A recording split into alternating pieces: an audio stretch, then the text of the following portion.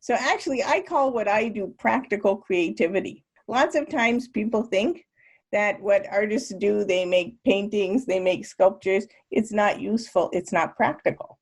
However, I believe what Sakichi Toyoda was teaching and what I teach people is practical creativity. Take those ideas, turn them into useful things that are going to make work easier for people to do, new services and products for customers, and better ways for us to live in society. Creativity is extremely practical. Hi everyone, I'm Elizabeth Swan. And I'm Tracy O'Rourke. And we are from GoLeanSixSigma.com, and you're listening to the Just in Time Cafe podcast, where we wrestle with tough questions. We talk to thought leaders, we discuss great books with authors, and we get insights from Lean Six Sigma practitioners. And we let you in on helpful apps, bring you the news, and challenge the status quo so you can build your problem-solving muscles. Tracy, I think I might have strained one of my problem-solving muscles. What did you do, Elizabeth? I don't know. I'm kidding, but that's a good idea for a clinic. We help rehabilitate problem-solving muscles. I bet you we get a lot of support to do that. We can make big money. We can make good money. And people be big fans of the place. Totally. Hey, Elizabeth, this menu is looking really good today. It is. For today's special, we've got my interview with our friend, Karen Ross, and her bold new book is just out, How to Coach for Creativity and Service Excellence. So it's an awesome combination. Stay tuned for that. Today's appetizer is QI macros. We're continuing our assessment of charting, graphing, and statistical software. For Q&A, we've got a forum question about what control charts are out there. And for the printed page, we give an in-depth look at Karen's new book and how she's busting assumptions about coaching and lean. It's a great day at the Cafe Tracy. I can't wait. Remember to stay tuned for this month's coupon code in order to get a discount on GoLeanSixSigma.com online training. Let's get to the appetizer.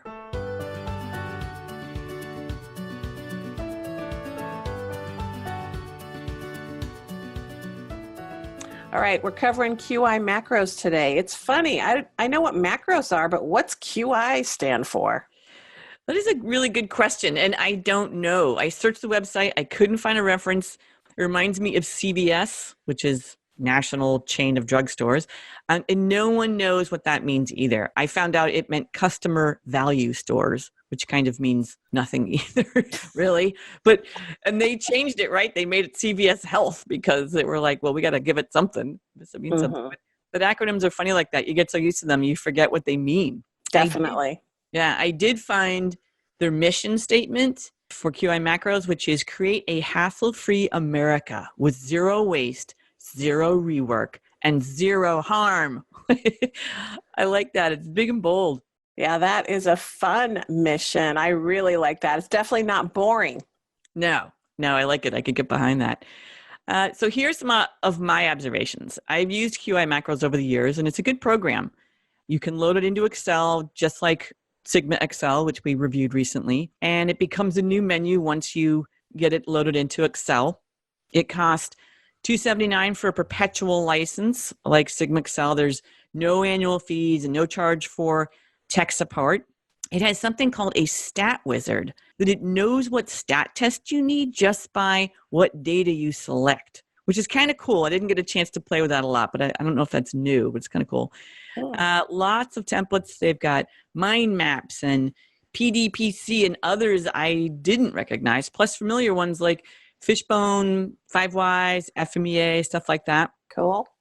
There's lots of calculators like a cost of poor quality, a sample size calculator, a rolled throughput and ROI calculator, which is cool. People really like calculators. And when you select a template or a calculator, it does open up in a separate Excel document, not necessarily a new tab. Menu bars are packed with many, many drop-down menus, lean tools, diagrams, improvement tools, planning tools. There's lots of menus. You feel like you're at the Cheesecake Factory looking at their menu. It's a little too many menus, right? I'm not really sure what to choose here. So that could be a challenge. The charts and graphs get different treatments and categories. So box plots and scatter plots are together. You can select the columns and then the chart and then just ask if by column for box, It's very interesting how it's organized. Histograms get their own menu, including capability and descriptive stats options. Yeah, they've got control charts. You can select them individually, or you can go for a control chart wizard. So just like the stat wizard, it figures out the control chart you need based on your data. And that might get tricky, but it's a cool idea. Pareto chart stands alone. It's a single option. You just select the test and then the chart. Fishbone opens up a new Excel doc, and you can get small, medium, or large fish, which is kind of cool. And then it's got some other ones, some more menus, right, Tracy? Yeah, there's run charts with 3 options. You can have a median or an average and then a dashboard chart, and you select the data and then the chart. There's a whole menu for Excel charts, bar charts, pie charts, or you could just use Excel. It has a nice, simple tutorial, though, that you can run, lots of options for FAQs, and you can sign up for a free tip if you want. The bottom line, it's a nice package. It's easy to create the charts and run the tests. Yeah. My only nit is back to what you were saying. It's got so many menus. There's so many ways to categorize the charts and templates. It's dense. There's everything imaginable in here. And I've been in the business 30 years, and there's a lot in there I've never heard of. But that means it's useful to a lot of folks. He puts a lot of time and care into this and clearly keeps improving it every year. It's incredibly useful, easy to use. It's a good program. Cool. And thanks for kicking our butts on reviewing this QI Macros, Elizabeth. I'm Tracy O'Rourke, and you're listening to the Just in Time Cafe podcast. Up next, it's a question from the forum.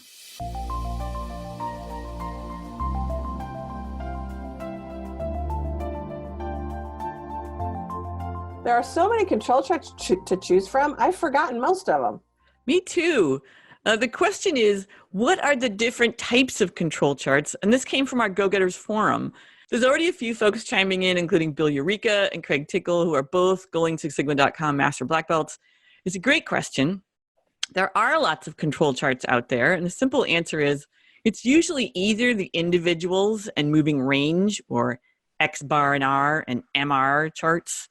Those are for continuous data like time and money and weight and things like that. And then there's a P chart, which is also called a proportions chart, and that's for percent effective and other percentages. And those are kind of the top 2, but there's a lot more that I never use and we've both forgotten about. But I recently did a webinar on control charts, and there's a new control chart template for you for free on the website. But there's quite a few other control charts if people want to do deep dives and get technical. The good news is that people are asking about control charts, right, Tracy? Yes, apparently managers are still overreacting to single data points, and teams need to have some ammunition to share with their manager to show them that it's really just expected variation in the process. So control charts help managers and teams know when to react and when to leave the process alone. And apparently that's happening out there in the real world. Yeah, it's good to see what's really happening in a process. I think Craig Tickle used a nice phrase. It's the voice of the process. That's what the control chart gives you. It's not just, the average performance or this week compared to last week, or this one data point last year compared to this one data point this year. Control charts give the best information about your process. They let you detect if there's truly change going on. Just like you said, managers can react like, why are we down this week? Why are we up this week? I mean, that was the topic of Mark Graban's new book. About measures of success, which was control charts. And that's a lot of what we see management do. So the key with improvement projects, where we're so hungry for data once we've made an improvement, the team often sees one data point and they're like, we did it. And it's like, wait a second, you should build yourself a control chart and see, did you really shift? Did this really go up or truly go down? And you want to get 20 data points for the control chart. So that lets you know if the improvement is sustainable. So it helps to collect data daily. That's often a good tip for people collecting data. The more often you collect data, the faster you can build a control chart. And the more you know about your process, because it's the voice of the process. I really like that too. Well, thanks for all the information on those control charts for now. And if you want to learn more, you can check out the control charts webinar Elizabeth has. It's recorded on our website. And we've got a pretty cool control chart template for you to use. It's an individuals or X bar chart, which we know is one of the most commonly used versions, and it's free, so enjoy it. I'm Elizabeth Swan, and you're listening to the Just in Time Cafe podcast. In a short while, we'll get to hear my interview with Karen Ross, author of How to Coach for Creativity and Service Excellence. But first, it's the printed page.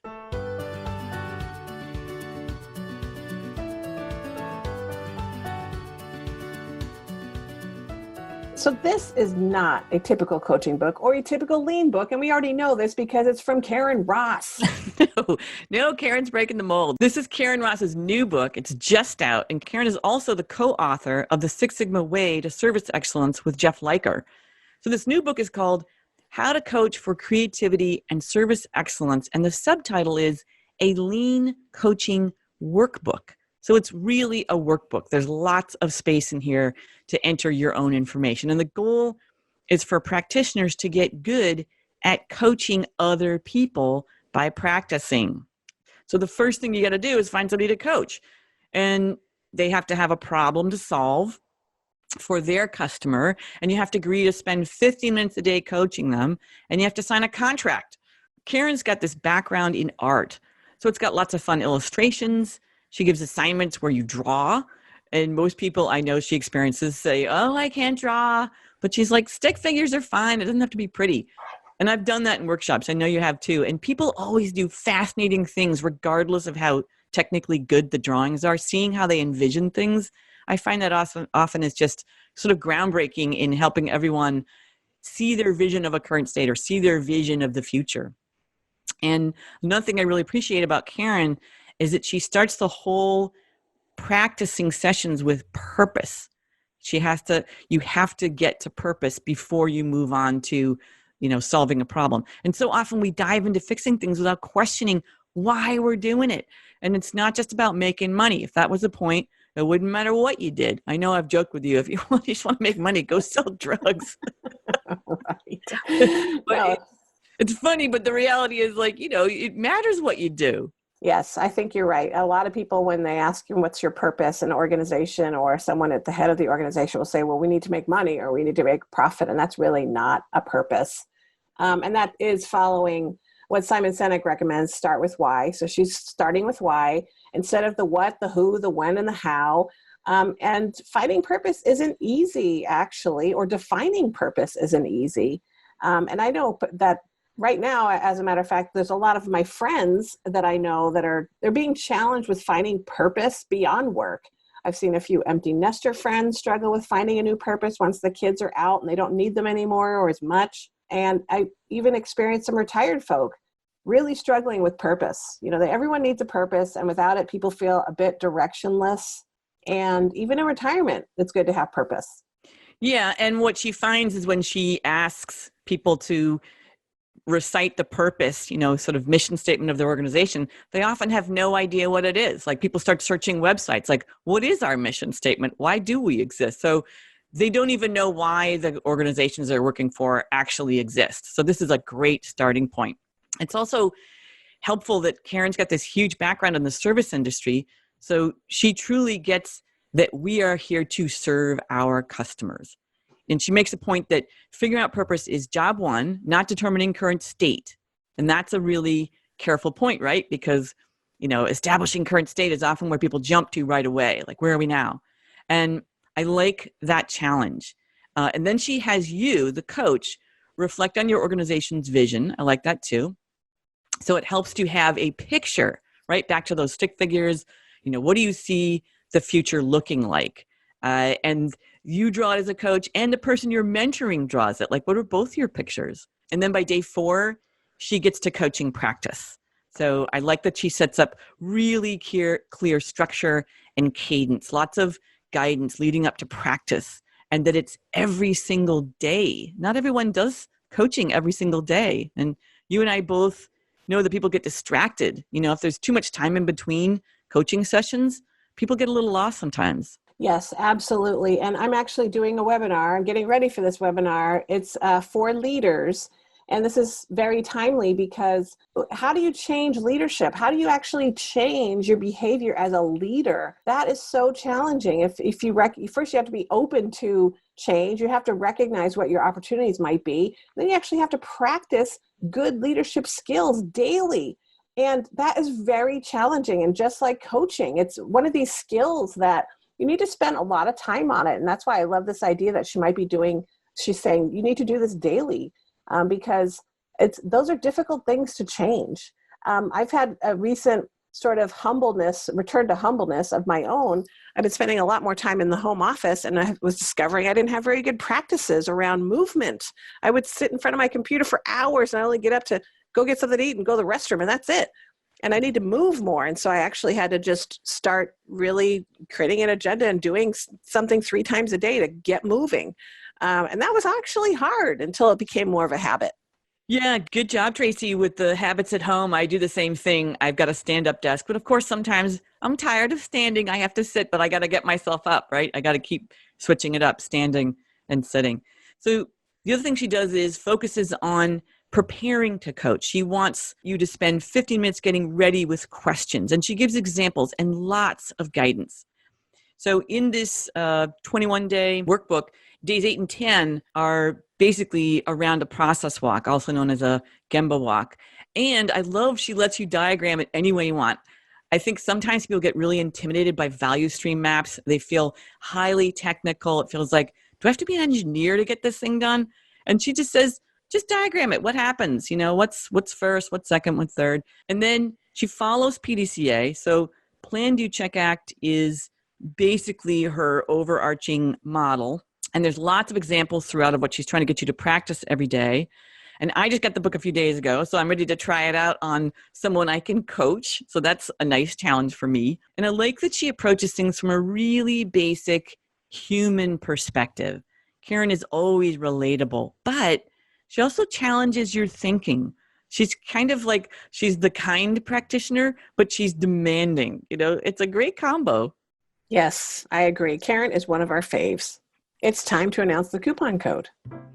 This code is for 20% off any of our Lean Six Sigma training and certification courses. That is white belt, yellow belt, green belt, black belt, and lean training. And if you've joined us at the Just in Time Cafe, just use coupon code 20 Oolong. That's 20 OOLONG during checkout. Make sure to use it soon since the coupon code will expire at the end of March. Coming up next is today's special. So Elizabeth, give us a little preview of your interview with Karen Ross. It's hard to describe Karen. She is a wonderful, innovative, lean thinker. And now she's really pushing for new ways of practicing, coaching, practicing PDCA. And she really busts the mold. So I think you'll enjoy the interview of kind of how she challenges your thinking and challenges the lean community to sort of be creative. It's a great addition. I can't wait to hear it.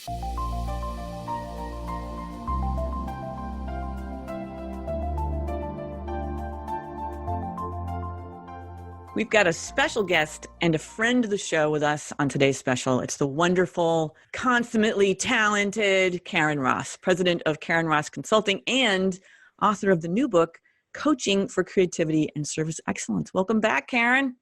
Hi, Elizabeth. Thank you so much for having me on the show and for such a nice introduction. Oh, yeah.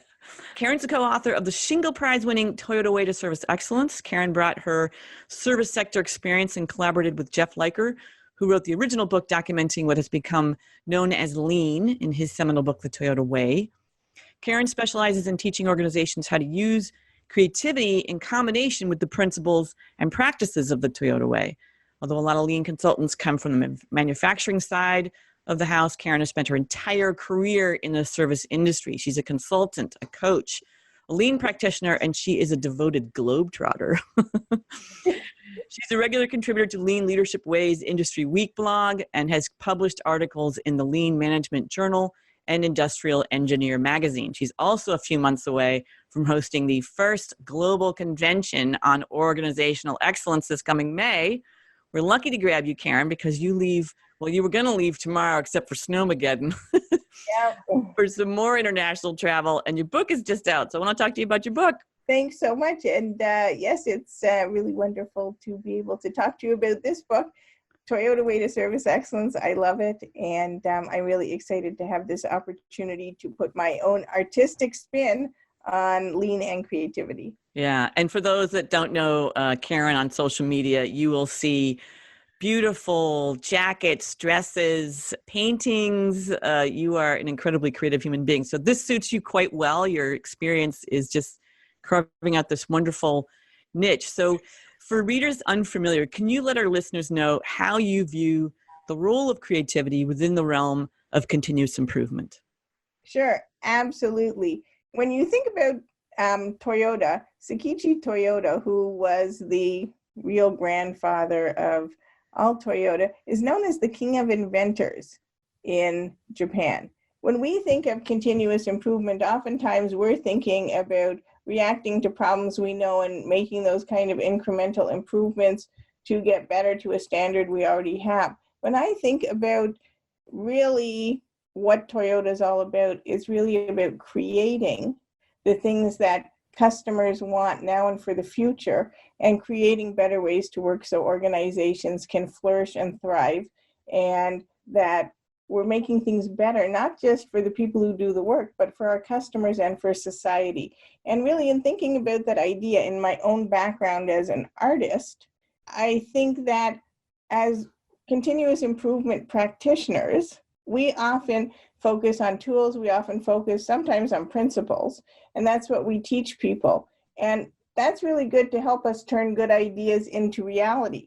However, we've almost never focused on how do you get those ideas in the first place. Because before we can turn something into a better way to work, or before we can create a new service or product for a customer, we have to have an idea of how to do that. And getting those ideas, generating ideas, how to formulate ideas, those are things that we need to focus on first. If you don't have an idea, you don't have something to turn into a reality. That's where creativity comes in.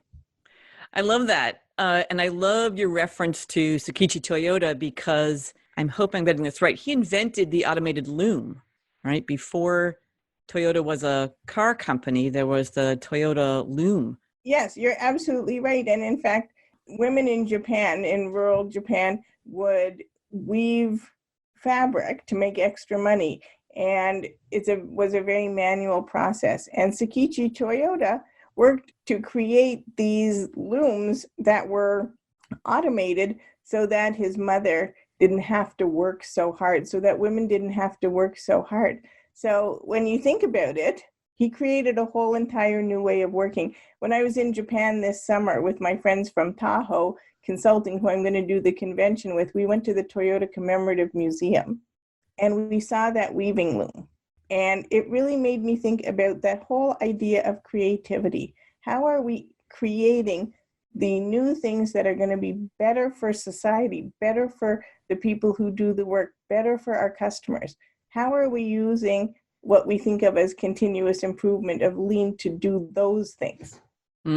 We told you, I don't know if we told you, we're going to go to Japan with Katie. So you're introducing us to Katie has got us maybe closer to going and visiting the exact same place you just mentioned. And it's also fascinating to me that it's both the creation, right? He invented that loom, and the creativity, the beauty of the fabrics being created. So I love that kind of dual side of the creativity. Absolutely. And I think that you'll go there and you'll really love it. Oh God, I can't wait. So your book is a workbook. And so people using it are solving problems. And you've got kind of assignments for them every day for 21 days. And I'm wondering, how did you get to that 21-day time frame? Well, I think when I was growing up, we had the saying, it takes 21 days to make a habit. Now, do I really know 100% for sure if it has been documented in scientific research that it only takes 21 days to make a habit? I don't. What I do know from my own experience and the experience of others, that any habit that we're going to make and anything that we're going to get better at, it has to be done through disciplined practice.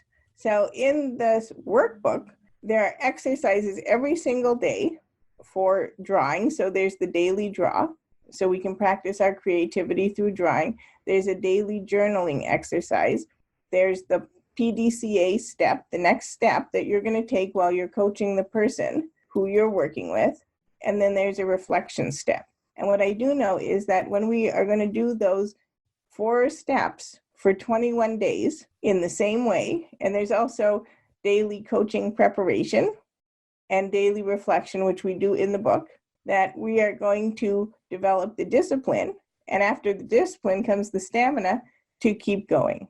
So anything that we want to get better at, we need to practice regularly. And the best way to practice regularly is to practice daily. It's so simple and just not generally a rule, the daily practice. I do like your 21-day makes a habit rule. And I like you have no idea if there's based in science, but there's another one I've heard. If you don't do something for 40 days after you learn it, you'll lose it. So I often think about when we teach people something, it's like use it right away. And I liked your words. You've got the structure and the stamina. I think that's a nice refrain. And then for anyone listening who doesn't know the reference to PDCA, that's the Improvement Cycle Plan, Do, Check, Act. So just using that lean or Dr. Deming based model as part of your instruction, which is cool.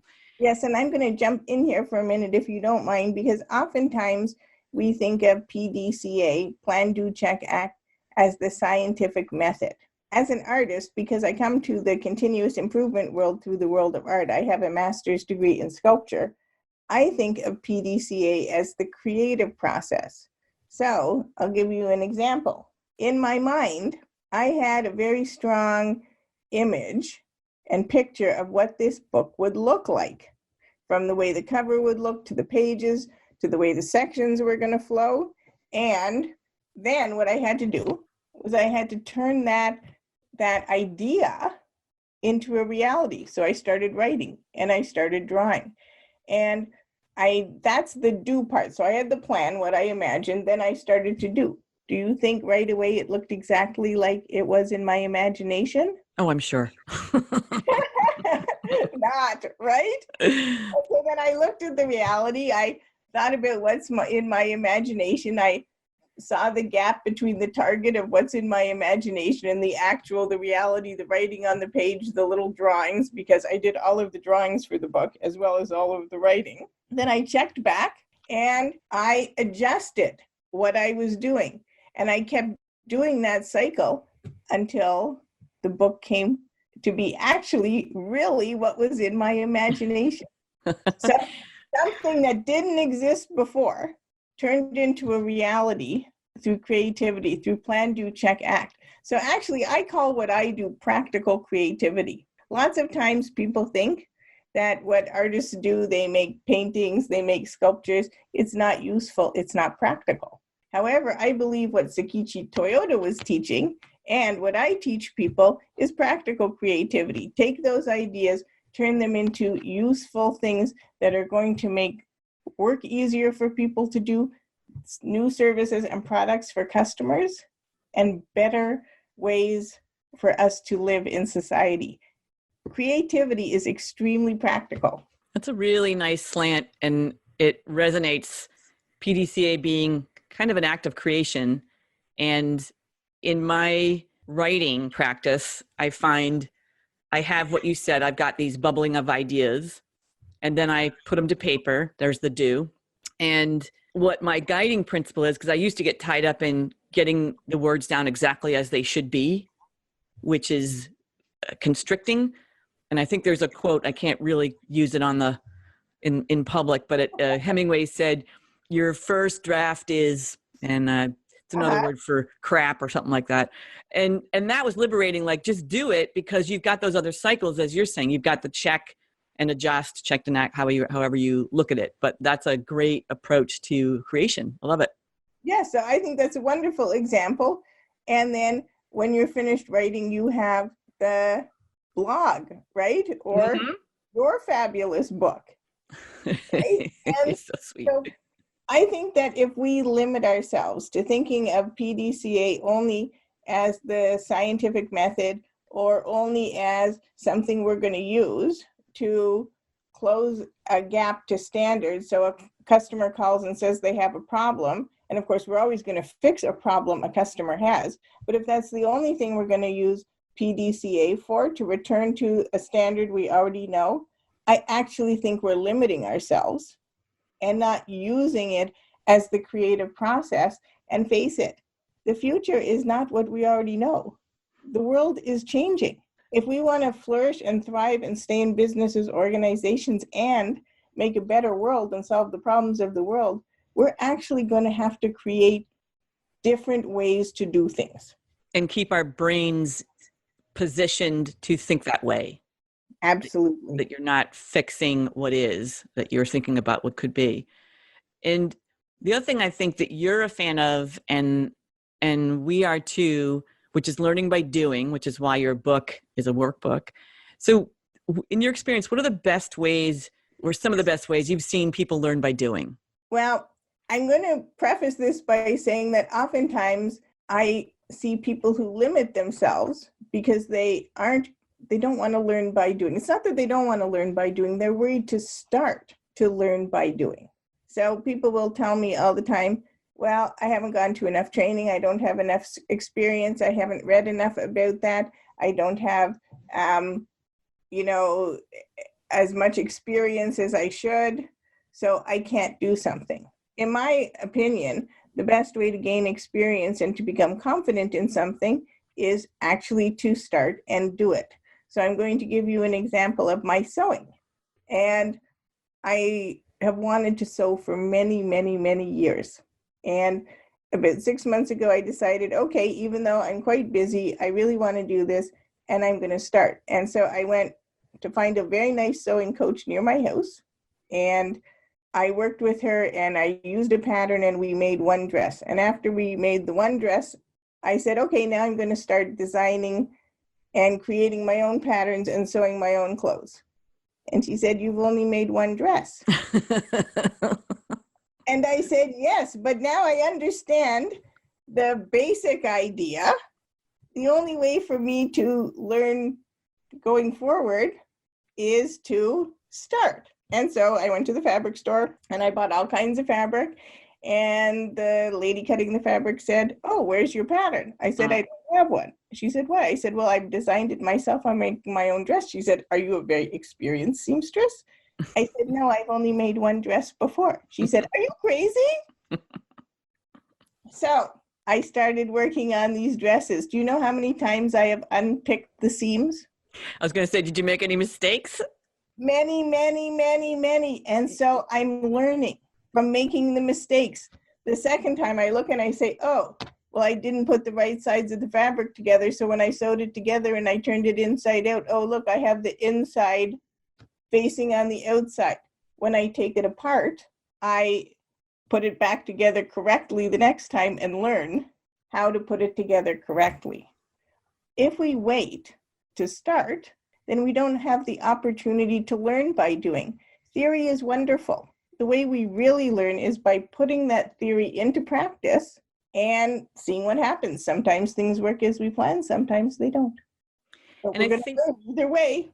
Yeah, and I think what you've done is basically turned that fear of failure on its end, which is so critical, that because we don't want to do, what you were being advised not to do. We don't want to make mistakes. We want, here's a pattern.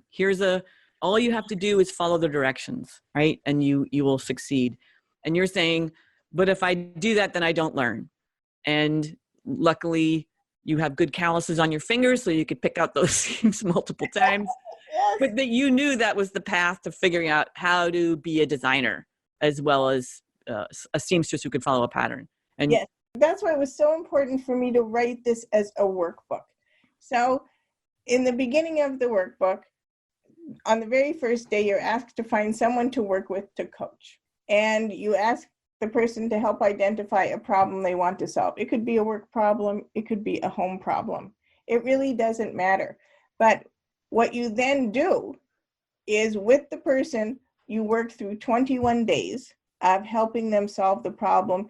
And each day in the book has a very short theory section on lean in services, a very short theory section on creativity, and a very short theory section on coaching, like maybe a page and a half of the whole book.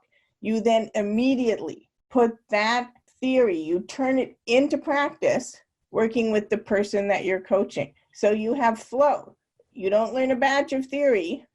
You read it, you try it out in reality with the person you're coaching. So many people I know who work as continuous improvement coaches in so many organizations, they didn't have coaching previously. They didn't have the help of someone teaching them. I really wanted this book to function as their coach and for them to be able to immediately turn that theory into practice, because unless we do that, we can't gain confidence. Confidence comes from doing. Mm-hmm. So the book, 21 days, guides you through the whole cycle. By the time you're finished, you'll have had 21 days of lean in theory, lean in services, theory, flow, leveling, waste, all those kinds of things, creativity, all kinds of things about divergent thinking and thinking, synthesis, and coaching. Very basic coaching for people at all levels of the organization. That is a great model. And I'm, like I said, I'm on Tinderhooks to get my copy. I know it's just out. But the other thing that you add, and you gave us this feedback when you looked at our book before we published it, and you said, it's great to add reflections. And just doing that after each segment, like, okay, what did you learn? And just reflecting on what worked, what didn't work, what adjustments, which means that takes time. You got to stop and take stock and think and adjust. And I think that informs a lot of my everyday thinking now. Every morning is reflections on the day before. You know, what have I taken away? So anyway, I want to thank you for that. That is now it's a habit. I've done it more than 21 days. You're very welcome. And I think you're going to be happy to know that not only does each of the 20 days end with reflection, day 21 in the book is called Time to Reflect. Time to reflect. A reflection on all of your reflections. And I'm just going to read you a little bit from the writing of the book. And it says, because it walks you through a set of questions, and they're the same questions as we ask ourselves each day during the book. And so then it says, but those are simply the questions that I ask myself at the end of every day. Why do I need to spend extra time reflecting on them again now? And all of us, no matter who we are, no matter how long we've practiced reflection, can always get better at it. We can always go deeper. We can always be more honest with ourselves. We gain new insights. So the book ends with reflection because it's really the best and only way that I know to end. Well played. I like it. Thank you. No, that's wonderful. And this is just more of my reflection of, I've gotten to travel with you. We got to have a nice road trip to a Lean Frontiers conference. And I was impressed that aside from your focus on service excellence, you spent a lot of time promoting love and kindness at all of your appearances. And I want to ask you, are you seeing any progress? I'm going to say absolutely. And thank you for asking me, because really love and kindness is extremely important to me, and it's something that all of us can create. And so many people write to me now, either on LinkedIn or by email, about different things they're doing to promote love and kindness. And I've sent love and kindness buttons all over the world. I mailed some to Pakistan the other day, and a Canadian teacher that I met on LinkedIn, because it's Random Acts of Kindness Week, and February 17th will be Random Acts of Kindness Day. She took the 30 buttons I sent her, and her whole school is doing kindness activities with the 30 buttons. Aww. So it's really taking off. I'll be starting a foundation called the Love and Kindness Project Foundation that should be going by the beginning of March, and we'll be fostering projects just like Love Kindness Button Project to create love and kindness in the world. Mm-hmm. So if anybody would like any love and kindness buttons, please just reach out to me. And I'll tell them, or let you tell them how to do that in a moment. But I want to, before we wrap up, can you tell our listeners about your conference and what makes this convention different from other operational excellence gatherings? Oh, thank you for asking. The first global convention on organizational excellence, which will be May 2nd and 3rd in Orlando, Florida, is going to be a really unique experience for people because we believe that people learn by doing and that we're going to create connections globally across the world. We're not breaking out at this conference. What we're doing is we're staying together, divided into learning cohorts. The learning cohorts will be co-led by keynote speakers such as myself or Katie Anderson and a business expert. So we have people coming to share their experience from Canada, from United States, from Europe, from Brazil, from Argentina, and we'll be learning together.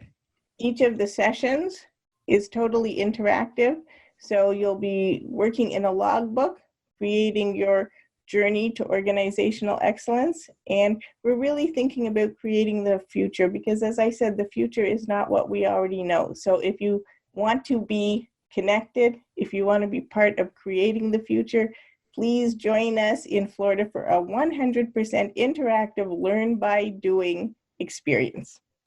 And although Tracy and I originally said, hey, we are absolutely going to Karen's conference, then you introduced us to Katie, and now we're going to Japan the week afterwards. So now we have to decide, can we get in the Orlando conference before going to Japan? And I know you're going to say, of course you can. Of course you can. You know, I believe I can't, not spoken here. Not spoken here. Oh, I love it. No, we haven't said no yet. But before I let you go, how can someone find or communicate with you, Karen, as I know you love to do that? Absolutely. You can send me an email to Karen, Karyn, at KarenRossConsulting.com.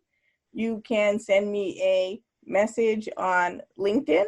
You can give me a call, 630-881-3068. Actually, you know what? I answer my own phone, and I respond to every single person who contacts me, whether by email, whether by LinkedIn message. It's a joy and an honor and a privilege to help and know each and every single person who I have the joy to meet. And you do, Karen, and you do it promptly, so I will second that. Thank you. Yeah. You've been listening to the Just in Time Cafe podcast. My guest today has been Karen Ross, author of Coaching for Creativity and Service Excellence. If you'd like to learn by doing and get better at coaching others for creativity, this is just the book for you. Thank you so much for sharing your wisdom and your kindness with our listeners today, Karen. Thanks, Elizabeth, and I can't wait to see you soon. Yes. Tune in for Tracy's next webinar, How Leaders Build a Culture of Process Improvement. That's on Thursday, February 28th at 11 a.m. Pacific. Also, if you don't have plans for the week of May 12th, join Tracy and me for the Japan study trip. Katie Anderson is in Japan as we speak, firming up additions to the cultural side of the tour. She's been sending great tweets. You can find her at KBJ Anderson on Twitter. And join us for the next episode where we interview Shane Wentz, who is the Global Director of Continuous Improvement for Radial Incorporated. And he's also applied process improvement to places like Nike and Siemens, as well as the U.S. Army.